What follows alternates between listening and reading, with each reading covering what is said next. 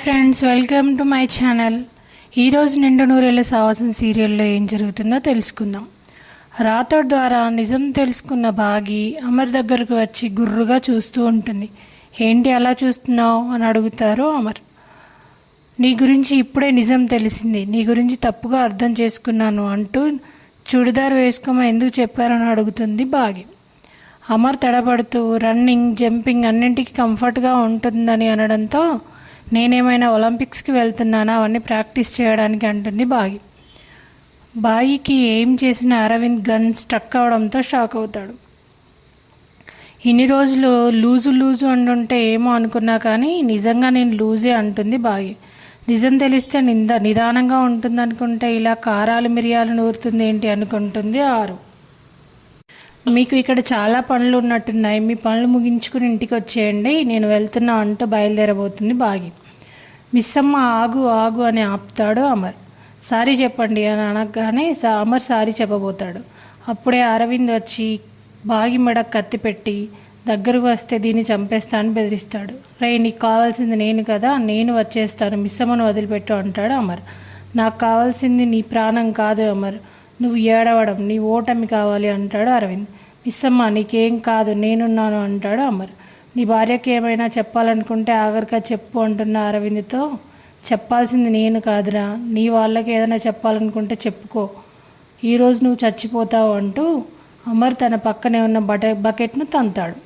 అది అరవింద్కి తగులుతుంది. అరవింద్ కింద పడిపోతాడు. ఇంతలో అమర్ అరవింద్ను అతడి అటుచేరుడిని కొడతాడు. అరవింద్ రాథోడ్ను బందీగా చేసుకుని పారిపోతాడు. సింగ్ వేషంలో ఉంది రాథోడ్ అని తెలుసుకున్న అమర్ కోపంగా అక్కడి నుంచి వెళ్ళిపోతాడు. ఇంట్లో అందరూ చూస్తుంటే భాగి నెత్తిన దుప్పటి కప్పుకొని కూర్చుని ఏడుస్తూ ఉంటుంది. ఎవరు నవ్వకండి, ఇది చాలా సీరియస్ మ్యాటర్, ఇలాంటి విషయాల్లో ఎవరైనా నవ్వుతారా? పాపం మిస్సమ్మ ఎంత పెద్ద ప్రమాదం నుంచి బయటపడింది అంటూ ఎగతాళి చేస్తుంది అంజు. పాపాత్ములారా, నువ్వే నవ్వొద్దని చెప్తావా? చూసావా మిస్సమ్మ, దీని డబుల్ యాక్షన్ అంటుంది అమ్మ.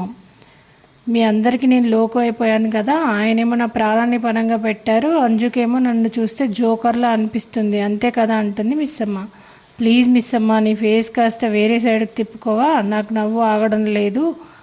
అడగకుండా డాడీ నిన్ను బయటకు తీసుకెళ్తా అన్నప్పుడే నీకు డౌట్ రాలేదా అని ఏడిపిస్తుంది అంజు. బయటకు వెళ్దాం, చుడిదార్ వేసుకో అనగానే భూమి మీద ఆగావా నువ్వు, ఎంత బిల్డప్ ఇచ్చావు, ఎన్ని మాటలు మాట్లాడావు అంటుంది మనోహరి. మిస్సమ్మ, మా డాడ్ ఓవర్ టైం డ్యూటీ చేస్తారు కానీ ఆఫీస్ వదిలేసి అవుటింగ్కి వెళ్ళరమ్మా, ముందు అది తెలుసుకో అమ్మా అంటున్న అంజుని చాలే ఆపండి, మిస్సమ్మ అసలే హడలిపోయి ఉంటే మీ మాటలతో ఇంకా బాధ పెడుతున్నారు అంటాడు శివరాం.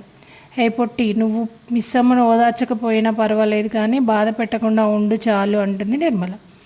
ముందు నువ్వు లోపలికి వెళ్ళు అని అంజుని లోపలికి పంపించేస్తుంది నిర్మల. ఇది ఓదార్పు యాత్ర, నాకు తెలియక జాయిన్ అయిపోయానే అంటూ అక్కడి నుంచి వెళ్ళిపోతుంది అంజు. అయ్యో, అప్పటికీ అందరూ అంటున్నారు అంజలిని నెత్తినెక్కించుకోవద్దని, కోతిలా తయారవుతుందని అనుకుంటుంది ఆరు. అంజు పాప, దయచేసి నువ్వు లోపలికి వెళ్ళావు, ఇవాళ జరిగింది నువ్వు చూసి ఉంటే ఇలా మాట్లాడి ఉండేదానివి కాదు, మిస్సమ్మ దేశం కోసం, దేశ రక్షణ కోసం ప్రాణత్యాగం చేసేందుకు కూడా సిద్ధపడింది అంటాడు రాథోడ్.